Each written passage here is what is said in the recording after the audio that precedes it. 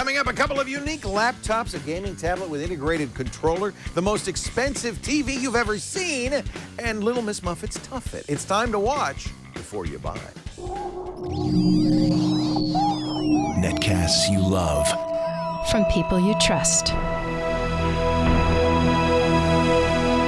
This is Twit. Bandwidth for Before You Buy is brought to you by Cashfly at CACHEFLY.com. Before You Buy is brought to you by Shutterstock.com. With over 28 million high-quality stock photos, illustrations, vectors, and video clips, Shutterstock helps you take your creative projects to the next level. For 30% off on your new account, go to Shutterstock.com and use the offer code BEFOREYOUBUY9. And by Stamps.com. Use Stamps.com to buy and print real U.S. postage the instant you need it, right from your desk. For our special offer, go to Stamps.com, click the microphone, and enter Before You Buy.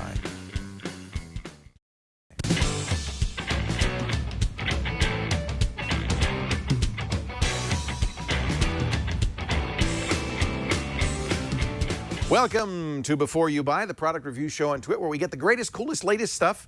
Sometimes some very strange stuff, like today. And we get our Twit staff to take a look at it. We're going to kick things off with a tablet that's unlike any other I've ever seen. Jason Howell produces and hosts TNT every morning, our daily dose of news on the Twit network. He's also the host of All About Android, produces the GizWiz, does many other things. Yes. His yellow gold is now already platinum. Platinum, yeah. How much did you raise finally? It ended up cracking $10,000. Oh my God! The goal was $4, so needless to say, I was pretty Good pretty job. stoked, so Good job. Thank you. All right. Yeah. He had a Kickstarter, or was it Indigo? It was Kickstarter. It was Kickstarter. Kickstarter Yeah. project on his new album. Yeah. So this is the strangest looking. It's a tablet, right? Yeah, exactly. Well, and that's kind of its differentiator, right? It's obviously a gaming device, and that's what it's entirely designed to be. Yeah, but but look at it. Those are control. Oh, very but then you easy slide to the just tablet pop out. it right out. Oh. And it's a tablet. It's Typical a Android, 7-inch tablet. And I would definitely compare this to last year's generation of the Nexus 7. Last year's. Yes, not this year. It's not the full HD, 1080p display. It's actually 1280 by 800. But all things considered, the entire device is $250. So when you're talking about 7-inch tablets in the Android space right now, $250 is a pretty standard price point. It's certainly affordable, and that doesn't certainly include affordable. And the this one weird comes with doohickey you've got to insert exactly. into. This one comes with the highly specialized gaming controller, which kind of has a Sega. Was it the Game Gear, the portable? Yeah. Kind of feel to it. But I mean, got, it's just you've got a thumb controller. You've got a four-way controller. You've got digital, buttons. You've got your buttons, all programmable, fire obviously, buttons. depending on the game or. So it's like somebody that you're running. stretched out a PlayStation controller. Yeah. And put a tablet in between. Yeah, exactly. The tablet is your display. It rests right inside. This actually was first announced back at CES in 2012 as a 10-inch device. They ended up scrapping plans close to the end of last year and rejiggered it to be a 7-inch device. And they're just now, I think in June, released here for $250. UK availability was just announced for September 27th. So they're starting to kind of get this out there. And yeah, I mean, it's obviously a specialized gaming tablet, and it actually does a really good job at being that. This is definitely for the gamer.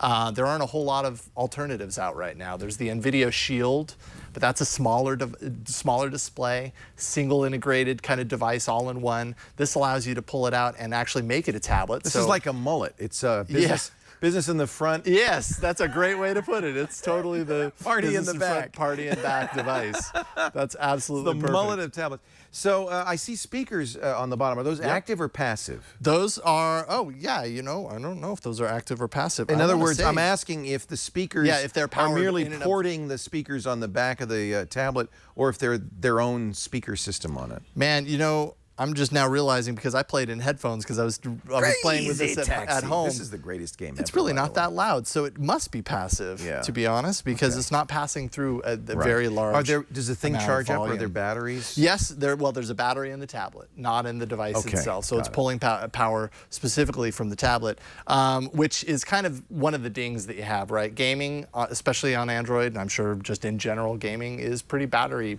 power hungry. Right. So the battery power, if you're gaming a lot using this, it's not going to last as long as maybe, you couldn't just compare it to like your smartphone lasting all day, right? It's a different use case. You still have access to the power port, the charging port at the top there. Is that right? Yeah, so the charging you could port, plug it in. Oh, no. You could. So this is the USB power on the bottom, right? Oh, okay. So it's what can't. actually connects into this see. device. So you can't charge it while you're using it. You have this little port back here, which is kind of hard to see.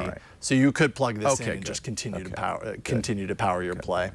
But so let's see. I want to see Crazy Taxi. It's one of my all-time favorite games. I thought the Android point of it was very good, but its controls are very tough to use on the standalone tablet because you're steering with the screen. It's one of those weird.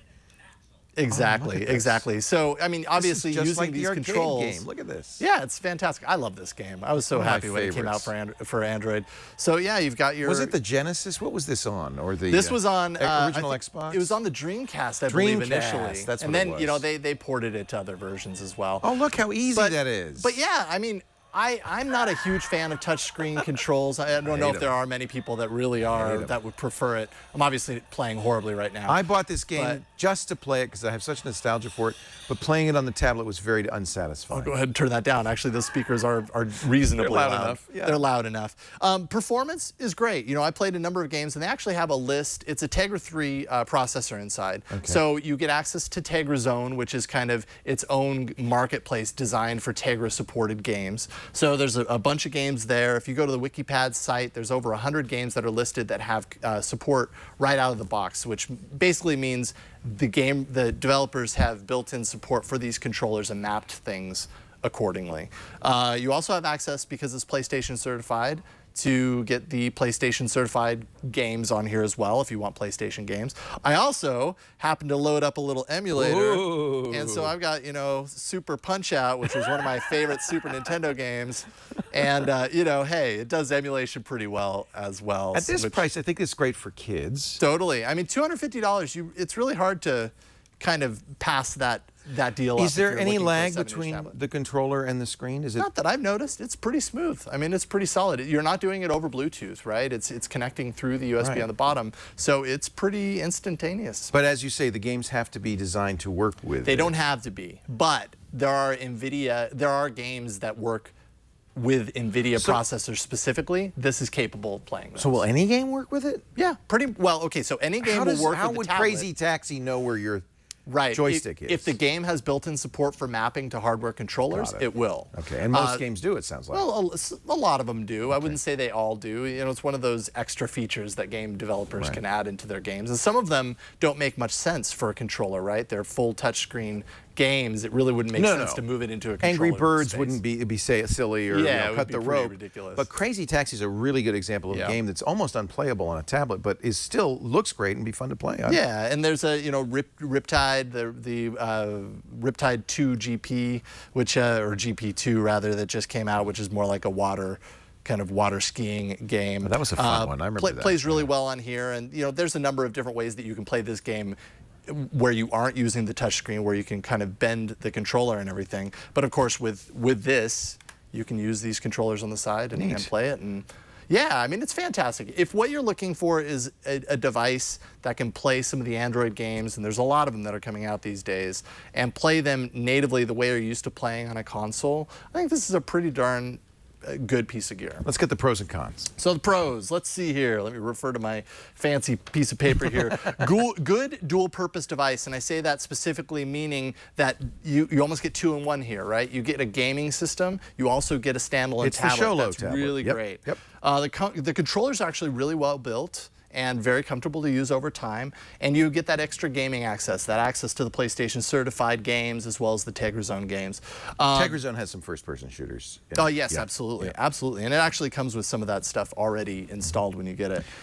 Cons, it is obviously pretty bulky. You got to be okay with that, and heavy. It's portable, but could you see yourself really throwing this easily into your backpack and not, like, it's just not like super small and portable. Yeah, it's bigger than a 3DS or something. But I think you're kind of okay with that if you buy something like that. Controller support sometimes can be a little tricky. We kind of talked a little bit about it. Even on supported games, sometimes the menus still require touchscreen. So, you know, you have to be okay with a little bit of that weirdness from time to time. And storage. Storage is actually lacking. It's 16 gig? 16 gigs, but you can't store games on there. What? So it has, well, sorry, 16 gigs of internal And it has an SD SD card, card, but you can't put the store games games in on the the SD SD card. card. So you're limited That's to an 16 Android gigs. flaw, frankly. Absolutely. It's hard to ding the device specifically Right. for that, but being that it's a gaming device, having 16 gigs right off the top when that's a limitation might be a downside. And you don't ding it for Android 4.1 for Jelly Bean 4.1? It's not the latest. It's not the latest. You know, they were kind of slow out of the gate with this device initially, so I'm not surprised that it's still stuck on 4.1. It didn't really bother me that much. It's still Jelly Bean, so yay for that. At least it's Jelly Bean. Yeah, exactly. And I'm sure it'll get upgraded at some point, although I haven't seen any specific news for it.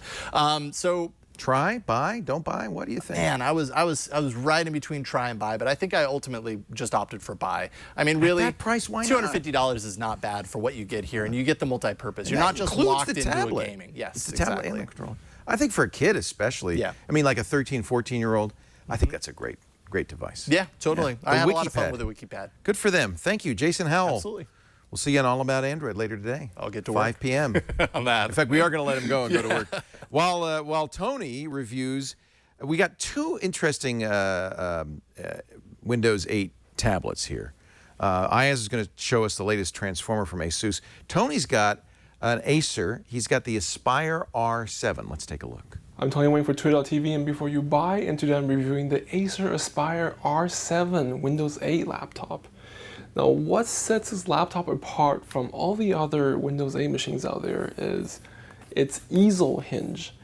You get a hinge on the base of the laptop, and you get a hinge right behind the monitor. So what that gives you is 3 different display modes. You can use it like a regular laptop. You can use it in this propped position where I like to call it the iPad position with the third-party keyboard. And you can also have a display position where you're showing somebody a presentation, like a presentation mode. Or you can close it and use it as a giant 15.6-inch tablet. Now, this thing is not too hefty. It's just a little bit over 5 pounds, and you're looking at about a 1.1-inch thickness when closed.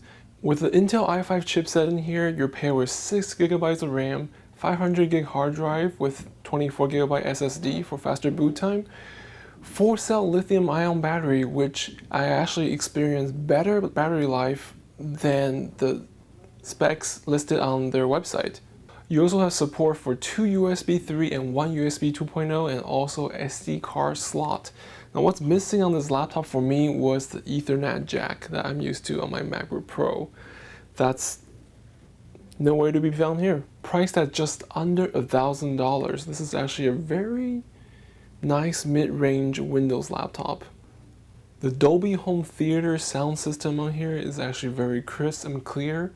It doesn't get as loud as some of the other laptops out there, but mainly because they're pointing downward, but you do get a very good stereo effect when you're watching movies and video on here that actually support stereo sound. If you are indeed used to using your iPad or any other tablet with an attached keyboard, you would notice that it's actually a pretty intuitive way to use a touchscreen machine, and you're not going to miss the little trackpad that's tucked behind your display. The keyboard on this laptop looks like a Mac keyboard, and it does sort of almost perform as well as a Mac keyboard. The hinge is very sturdy. I've been using this for almost a month and I haven't had any wear issue whatsoever. Now Acer did find a way to tuck in 2 magnets on each side of the keyboard, and also in the display on the hinge on the back of the hinge. So it does do a very good job keeping everything closed and stay where it's supposed to. Now for the pros and cons of the Acer Aspire R7. The double hinge of the easel design is actually pretty awesome. The battery life is also really impressive on here. I've been consistently using this for about 7 hours on full charge, even though on their website it's only listed for about 4 hours. The only con that I came across using the R7 is Wi-Fi connectivity. Now I'm not sure if this is a hardware or software issue. It's too early to tell because there hasn't been any software update for this machine yet. But I do have connectivity issues that I don't usually see on a MacBook Pro. Buy, try, or don't buy for the Aspire R7. After using the Yoga, the Tai Chi, and now the R7, I have to say for a weird niche form factor Windows 8 touchscreen laptop, this is probably the top of the pack. So it would definitely be a buy from me. I'm Tony for Twit.tv and Before You Buy, and this is Acer Aspire R7. Wow, this is so strange. As Snubs observed, it does look like the Starship Enterprise is about to take off. And we didn't misspell easel. That's how Acer spells it, E-Z-E-L, but that's what they call this hinge. But Tony didn't really emphasize this, and I got to point this out just before anybody runs out and buys this. The trackpad is above the keyboard. This is not upside down. This is how it's made. The trackpad is above the keyboard. That would drive me nuts. But it is a touchscreen, so... I guess. Your wrist rest is here? Anyway, I want to point that out. Tony liked it, and he says buy, but I just, before you buy it, you might want to notice the trackpad is not where it should be. It's above the keyboard. I don't understand that at all. We're going to review another product in just a bit from a similar, the Asus Transformer, a venerable line, one of the longest lasting, unusual configuration tablet, laptop things. IAS has the latest, the Transformer Book TX300, and an unusual chair. Shannon Morse, our producer, is going to review that. Before we get to that, though, let's talk a little bit about Shutterstock.com, a great place to go if you are one of those people who does a blog, does videos. If you need royalty-free stock photos, illustrations, vectors, video clips, man, this is the place to go. I want you to visit Shutterstock.com. In fact, I want you to create an account. You don't need a credit card. You create a free account. That'll give you the opportunity to use it fully, to use the amazing search engine, which lets you not only search for nouns, but for adjectives. So you can not only search for iPhones, you can search for happy iPhones. You can not only search for bumblebees, you can search for yellow bumblebees, which is wild. There's some happy iPhone. That's a happy one and a sad one. There's happy iPhone users. So that's really cool. It also, once you create an account, again, free to do this, you can also use their Lightbox feature, which means you can, there's no happy bumblebees in the world? You probably misspelled bumblebee. Very important, John, to spell bumblebee right if you want a happy one. There you go. You win the spelling bee, John Slimina. If you make an account, you can get a Lightbox, which means you can save images or vector graphics or illustrations into the Lightbox. That's great for saving, inspirations, saving ideas, also for sharing with coworkers because you can share those Lightboxes as well. All of that's free. When you decide to buy, though, they've got some great deals. You can choose individual image packs or a monthly subscription. That's the best deal. And we're going to take 30% off your new account when you use our offer code Before You Buy 9. That's Before You Buy and the number 9 for the 9th month. That makes it a very, very good deal. We have the 25 image a day account here at Twit, and that's kind of who would use that, a blog or something where you need a lot of images. It's really fantastic. Here's some good news. Shutterstock recently partnered with Facebook to provide advertising customers free access to all its images through Facebook's ad creation tool. So if you're using Shutterstock, if you're a business that wants a really great professional-looking ad, those are Shutterstock images. Great search tools, shareable Lightboxes. Check out the Webby Award-winning iPad app, which is, again, pure inspiration. Just a great way to search for concepts and ideas and get ideas. They're completely global. They're all over the world. They have offices in almost every country with multilingual customer service. Full-time customer support. I'm just a big fan. You want to try it? Shutterstock.com. 30% off when you decide to buy. Make sure you use the offer code Before You Buy, all one word, and the number 9 tagged onto the end there. And that'll save you 30% on your new account. All right, time to move on with our product reviews. You saw that very strange Acer.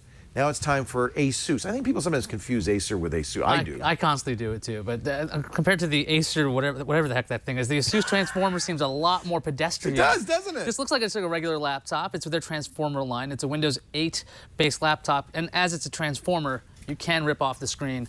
It's a 13-inch display.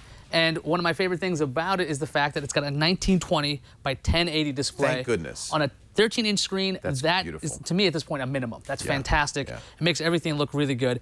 It handles 10 points of touch because it's one of those screens. Is that Jason? I'll show you, yeah. Picture of Jason. There's a picture of Jason because I wanted to show you that this thing has a camera like a lot of tablets. As you can see, That's so attractive.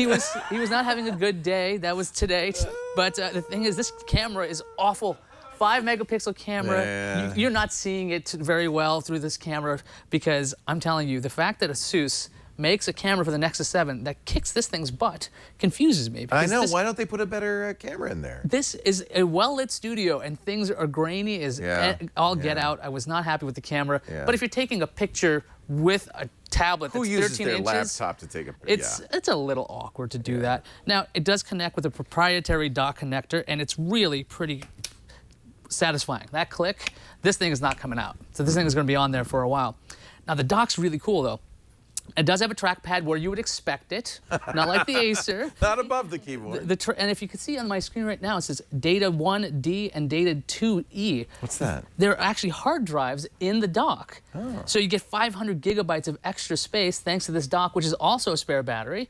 So the tablet itself has a 128 gigabyte SSD, but there's a 500 gigabyte drive in here. That's cool. So what the Asus hardware or software does is it makes sure that you fill up that 128 gigabytes first on the tablet because you want to have that stuff there. Right. And then it'll start filling up those other drives. Up to you if you want to use So that. you don't get to say data goes on the spinning drives in my operating system and apps go on the tablet? You don't get No, to the do apps that? and things will stay on the OS drive of C, but you can also add things. I see. So the internal drives are D, Right. and the drive in the tablet C. Okay. Right, that kind of thing. So you can, if you want to mess with it, you can. But if you're not paying attention, It'll do it. It'll do it automatically.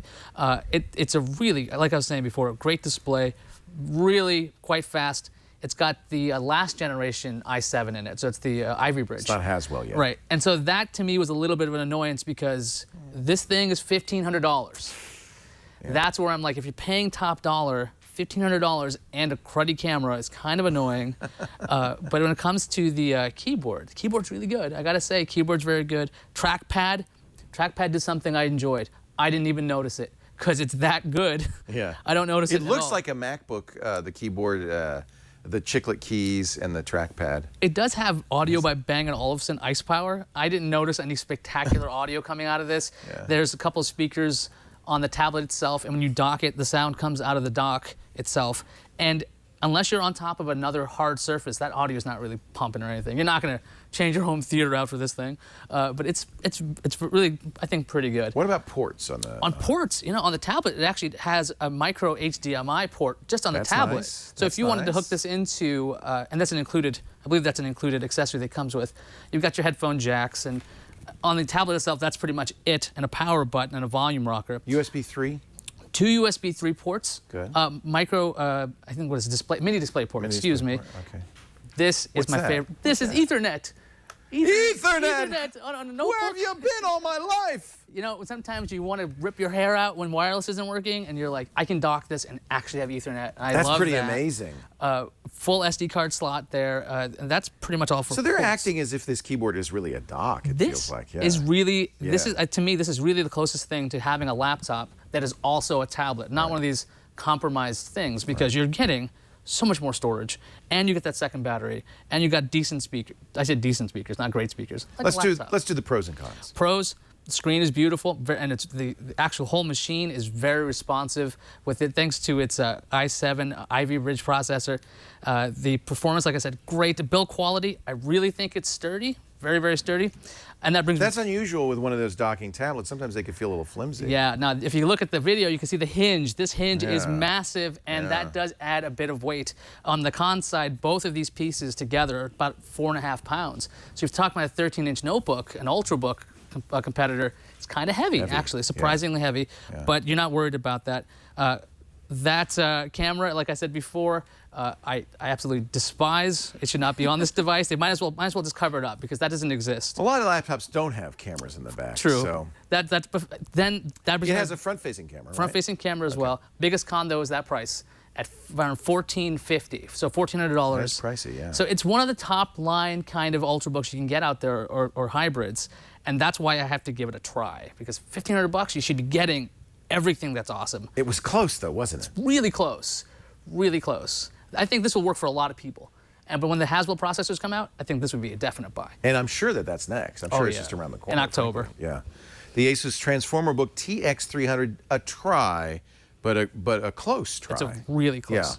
Yeah. And I think, boy, it does look good. I like the brushed aluminum top that they've done on these things. Oh, it's a beautiful really, design. And it's really pretty. Very sturdy, too. Yeah. That's what I love about this. All right, this is going to be fun. Shannon's been sitting on this next product for a few weeks now, or putting her feet up on it. As many of you know, I sit on, oh, by the way, I didn't, you know what? As you launched your review before I introduced you, and at the end of it, I didn't say who you were. That, in case you didn't know, was Ayaz Akhtar, who is the host of Tech News Today. Hi. At 10 a.m. Monday through Friday Pacific. He sits over there. You see him on Know How. There he is, over there. See him on Know How every week, every Thursday, showing us how to do great stuff. What are you doing this week on this week, we're going to actually be building our own server, so web server. We're going to have. Are you insane? We need to. You kind of have to do this to do like 100 other projects. So I have to do this week. Step one. Yeah. Step one. All right. Sounds like fun. Thank you, Ayaz. Appreciate it. You're welcome. Now, our producer, Shannon Morse. As many of you know, I sit on a yoga ball at my desk. It's popped a couple of times, but it's usually pretty reliable. You didn't know that? Yeah. I didn't know that. Oh, there's video on YouTube. You don't ever want to be on a ball when it pops because you suddenly, it's like somebody pulled the chair off. It doesn't slowly go down. It just boom, and you're floating in air, and then not anymore. So this might be a better solution. It certainly won't pop. I have an alternative for you. Reason I sit on a ball is because it keeps me alert. It works at my core. This is called the Turnstone Buoy. The Turnstone Buoy, and they call that the Turnstone Buoy because it looks like I'm sitting in the ocean on top of a buoy, and I'm just kind of waving around with the waves. Good now times. it's not contoured for your bottom. It doesn't have a back support. It's really just a tuffet. Basically, yeah. So this thing, what I found was interesting about this is that it keeps me sitting upright as opposed to slouching over. Yep. And opposed to a ball, it's active sitting. You know, you bounce up and down and it toughens up your legs a whole lot. Yeah. This ends up working out your core because it's keeping you sitting up straight and it's keeping you moving around. Right. Whether that's like swiveling around or well, see, a ball won't do that. You can't turn that way. Yeah. Another thing you can't do on a ball is actually like sit like this. Well, you could, but you have to have extremely good balance. Yeah. So I can actually balance on this and like just sit there on my computer all day. So that would be the difference between this and a ball. It is more stable than a ball. It is. It's a lot more stable. Yeah. It looks a little bit better, and it has this built-in bottom so that coworkers are not going to be tempted to go at you with scissors and pop you. Exactly. Yeah, you can't pop this. Although with this one, it does scuff up really easily because the sides are plastic. Okay. So is there a ball underneath? What is it that you're sitting on? No, there's not. So I can lift this up. It only weighs about 20 pounds. Okay. Very, very lightweight. So the bottom of this is curved. Oh. Like that. It's just like a pneumatic, but it's not a ball. It's solid, hard plastic. It's solid. Yeah. And the other nice thing about this, but it's rounded so that you can raise it up. You can't do that on a ball without a compressor. It goes from 17 inches all the way up to 22.5, I believe it is. This is impressive. Yeah, and since it's only 20 pounds, you could totally take this on BART with you. I'm just kidding. See, even I can lift it up. Now, how much is this sucker? It's $200. Okay, see, a ball is $16.95. Yeah, it's pretty pricey. Honestly, if I didn't have that kind of money, I probably wouldn't buy it. But you like this a lot. But I love this. It is so You comfy. kept saying, come sit on my It's so much tuffet. fun. Yeah, everybody in the entire workspace was like, can I sit on it? So pros and cons. So my pros on this is it's very comfortable. I like how it can go up and down. It's very fun. Yeah. It's quite enjoyable. Yeah. And it keeps me very aware of my posture. Yes. So it keeps me moving. Yes. And that's a really important factor. That's why I like sitting on a ball. It's a much more active way. You don't sit here and slump. Yes. You really you have to work to stay on your ball or your tuffet, as it were. And my con for it is it scuffs and it is expensive. It's a little pricey at $200. Yeah, $200. But when you go on their website, you can actually customize it, so you can get different colors and whatnot. So you might quite enjoy that. Of tuffets. It's the Moto X of tuffets. Exactly. MyTurnstone.com. It's called the Turnstone Buoy. Is it a buy, a don't buy, a try? What do you say? It's a buy. I really liked it. Wow. I've been having so much fun with this. Are you going to keep it? Yeah, I hope so. Wow. I might have to send it back. We're gonna I'll make you sit on it now for the next 2 years. All right. You committed. You said bye. I've signed that contract. It's a lot. It's more expensive than a ball, but it's a lot cheaper than a typical office chair, which can be $800 to $1,000. And a lot of those expensive office chairs, I still end up slouching. I know. I still sit there and I'm like, I know. No armrests, no backrests. You really have to work to stay on it. You do. That's the point. I like it. Thank you, Shannon Morse. She is our producer. You can email Shannon, by the way, with suggestions for the show. It's byb@twit.tv. Yes. If you've got anything you'd like to see us review, you can just let Shannon know. She's very good at getting that stuff. And we also put all of our reviews up individually as well as a whole show on YouTube, youtube.com/beforeyoubuy. We do. Or download the full show on twit.tv/byb. Coming up, the most expensive TV ever. Well, actually not. It's not, as I think about it, it's the most expensive TV I've ever bought, but certainly we've bought more expensive TVs at Tech TV and other places. But we'll take a look at the latest in television technology in a second. But first, I got to talk to you about the latest in stamps technology. If you're still going to the post office, oh my goodness, that's so 20th century of you. Why not just use stamps.com and you can buy and print postage 24/7. You don't need an expensive postage meter. Do you know that postage meter ink is 100 times more expensive than inkjet ink, which is already overpriced? That's crazy.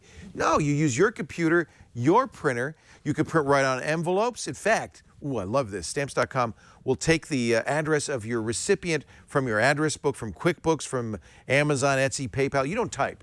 It'll take your return address from your database. It'll put your company logo if you set it up that way. So, when we can print it out with the TWIT logo, our TWIT return address, and then the stamps indicia. That's what they call the kind of, it looks like a QR code for stamps.com. Post office loves stamps.com because they have all the information they need. It's computer readable. That means your mail gets there accurately on time.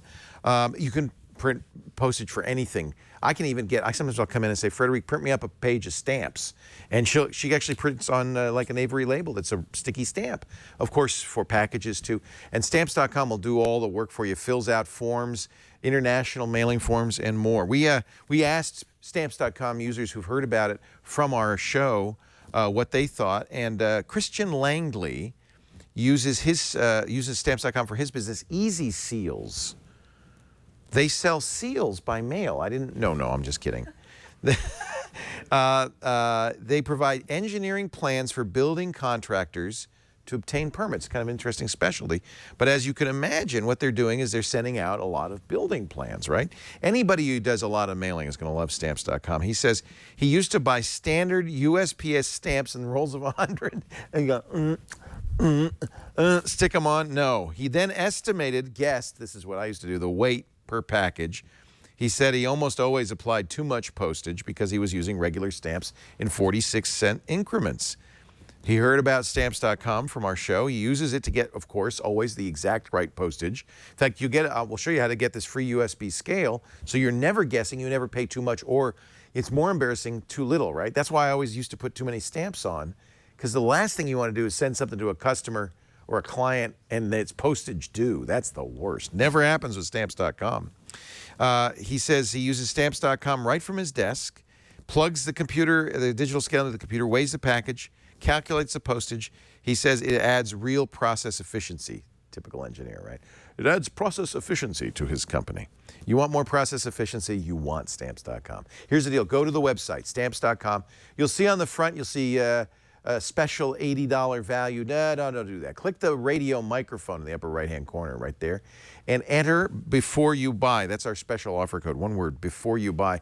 That $80 value turns into a $110 bonus value. You get the USB scale. You get a month of stamps.com. You get $55 in free postage you can use over the life of your account.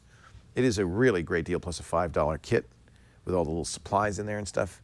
You pay postage and handling on the scale. It's just a few bucks, and you get to keep the scale, so it's a good deal. But do try Stamps.com. That no-risk trial offer, Stamps.com. The offer code, though, make sure you click that microphone and use the offer code before you buy. All right, I have to say I was a little bit suckered. Well, LG came out. No, I don't know. You went to CES last year? Yeah, I did. Yeah. And in 2012 and 2013, LG Sharp, a couple of companies showed OLED TVs. Yes. Screens, this is the first new technology in quite some time. We've had plasma and LCD TVs for a long time, but OLEDs, organic light emitting diodes, are something completely new, completely different. It's an emissive technology. The OLED pixels actually do their own light. It's very fast. You don't have the response time issues that you have with LCD. And because each pixel is either on or off or in color, you get amazing, deep, rich blacks, and perfect whites. It's very high contrast. I was very impressed when I saw these displays at CES, but they told us 25. I remember Lisa and I were looking at them, and the woman said $2,500, and we went, oh, that's great. And then somebody whispered in here, that's 1,000, sorry, 25,000, never mind. They really were prohibitively expensive. I remember buying the first plasma TVs for Tech TV. We had plasmas in the lobby, $15,000 for 50 inches, very expensive. Well, LG came out finally earlier this year with their OLED TV, $15,000. I said, that's out of my price range. Then Samsung surprises everybody with a big announcement a couple of weeks ago. They said, we have improved the process. We can make these panels more efficiently. That means we can drop the price $9,000. Now, that's a lot of money for a television. But remember, I'm thinking $25,000, $10,000, $15,000. $9,000 suddenly sounds like a good deal. Long story short, I bought one. Here, ladies and gentlemen, the most expensive review you will ever see on Before You Buy. Well, we talked a lot about it, and here it is. A $9,000 TV that's a bargain at that price. This is Samsung's new OLED screen TV, the S9C. It's 55 inches. The reason $9,000 feels like a bargain is because LG's was $15,000. This is the second kind of widely available commercial OLED TV. Organic light emitted diodes are a little bit different than the other prominent screen technologies. There's plasma, which is also a direct view, little cells of plasma gas that are excited to emit color. And then there's LCD. LCDs are shutters, basically, the liquid crystal shutters that let light in and out. They have to have a backlight. One of the problems with LCD, besides the fact that it's slow, because it has to do the shuttering, is that it can't get black blacks. The black light's always on. It's very difficult to shut that out completely. OLED is more like plasma. It is light-emitting diodes. Each pixel emits its own light under electrical stimulation. Very crisp. There have been problems with OLEDs in the past. You've probably seen an OLED screen on your smartphone. Lots of devices have had small OLED screens. Making big panels has been inefficient. Samsung says they can cut the price because they've got the technology much better. There's also some question about longevity on OLEDs, and that's something we'll just have to wait and see. But in the past, the blue pixels have faded a little faster than the other colors, giving the screen a bad look. So, having said all that, I was pretty excited to get this. And as you might expect with a $9,000 TV, it's loaded. It's got a camera for Skype built in. It comes with not one, but two remote controls, one of which is a very innovative universal remote with a touch screen. It also has Bluetooth. This is a Bluetooth remote that has voice control, but you can also use a Bluetooth keyboard and mouse. It'll pair with any of those. And you can even use gesture control. I turned that off because every time I was watching a movie and I scratched my head, the TV interrupted and said, yes. What do you want?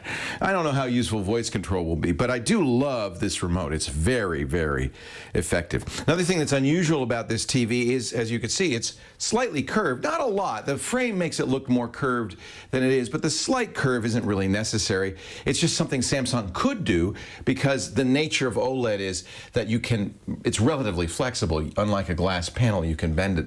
Also, the frame that this is around gives it a nice light, airy appearance and is even more curved. So it appears to be more curved than it actually is. The curve, Samsung says, makes it more immersive. I think it just makes it look different, and that's probably good for sales.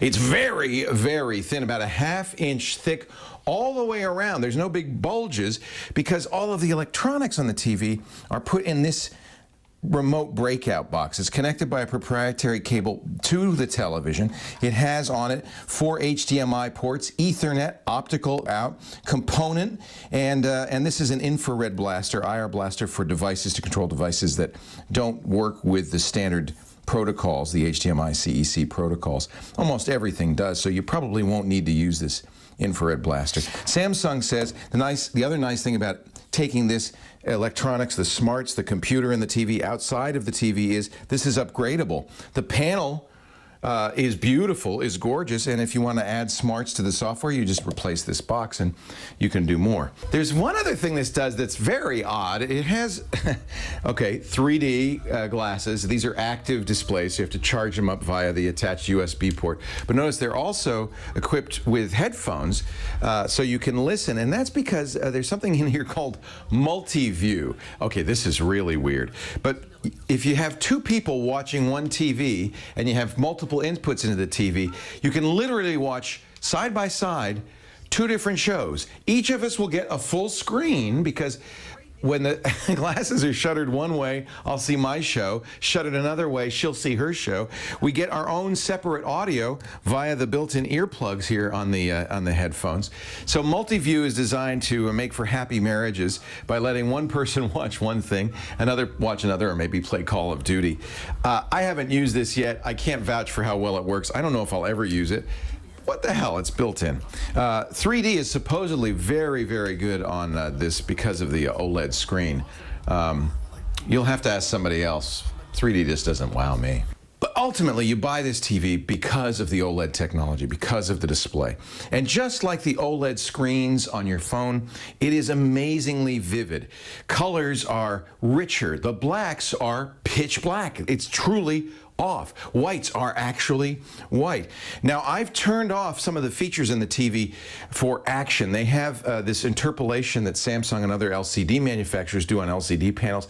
It's turned on by default. They call it Smart Motion. I call it horrible. It gives it a kind of a daytime soap opera feel, a video feel. At first, I thought, this is weird, and why would it be on an OLED TV? Turning it off, you can see action still looks just fine. In fact, if there's any complaint about this panel, is that it's so accurate, so detailed, that you see flaws even in HD that you wouldn't see on a traditional HD TV. You see errors in the way it's shot, you see errors in color, errors in lighting. It's an extremely vivid, beautiful display. Consumer Reports called it the best HD TV they've ever tested. I haven't tested it yet, but I have to say, it blows me away.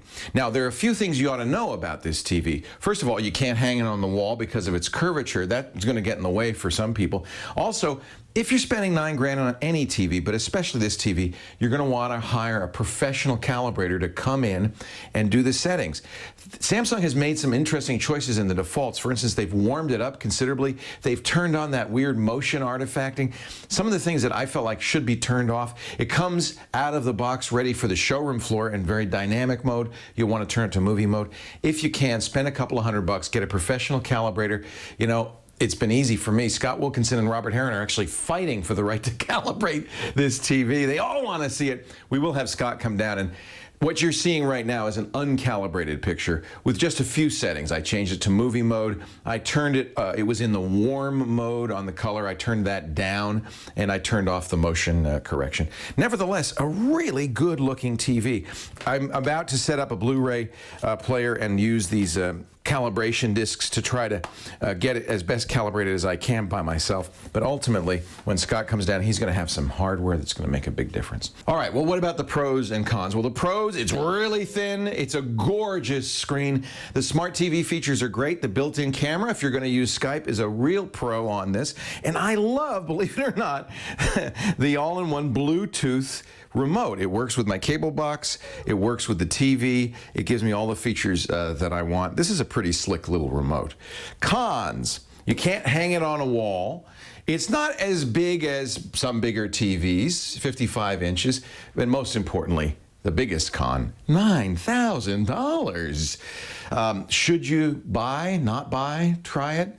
Well, if you've got $9,000, this is easily the best HD TV on the market today. It's not even close. It's a great HD TV. In a couple of years, it'll be half as much, maybe even less. And I know that we'll all be watching OLED TVs in a matter of a few years. If you want to be the first in your block to have the best TV out there, I gotta say, it's a buy. You gotta have a lot of money. It's a buy. But I gotta tell you, when you see it, and I know you guys are gonna come over, and when you do, and you'll go, yeah, it's a buy. it's just really, really gorgeous. It does need professional calibration, and of course, anybody who's spending that much money on a TV can afford a few $100 for a professional calibrator. There are settings on this TV that no other TV has. In fact, we were going back and forth before the show. Is this a before you buy, or is this a Home Theater Geeks? When Scott and Robert Heron come over to fight over calibrating it, I think we're going to make it a Home Theater Geeks, mostly because nobody's going to have any of this. You could change the amount of red in flesh tones only. I mean, it's just wild, the settings in this thing. And I looked at it, I started to calibrate it, and I said, no, I'm just going to screw it up. So it'll be a special Home Theater Geeks. We'll see more of that. I do think prices are going to drop a lot. I do want to point out a couple of things that since we recorded that review, I did sit down and watch a 3D movie. There is one advantage to this. It's an active glasses. It's shuttered. Normally when you watch 3D in a shuttered glass, it dims it because you're only seeing, you're switching the picture off and on. This screen is much brighter than typical plasma or LCD screens, even brighter than LCD screens. So I did not see that dimming. The screen brightens up to take care of that difference, and it is a really good-looking 3D picture. I'm not, as you know, a 3D fan, but if you're going to watch 3D TV, if you like 3D TV at home, this is definitely the way to go. Second thing is a not such a good thing. The software is, I can tell, a little bit beta. I'm able to crash this TV at will. I know exactly what commands will actually crash, reboot the TV. They got to fix that. I've been checking for software updates every day. No update yet. I'm sure they will. There's a little funkiness in there. These are, these are the first few thousand units sold, so I suspect those will be fixed over time. I love the fact that you can remove the box and upgrade it, and I expect Samsung to do that because you spend so much money, you're really spending money on the OLED panel, not the smarts. It should be an easy thing to upgrade. Pretty impressive TV in every respect, and I have no hesitation saying go see it. And when the time comes that OLEDs become affordable, whatever that price point is for you, you are definitely going to want to take a look at an OLED. Beats even plasma, hands down.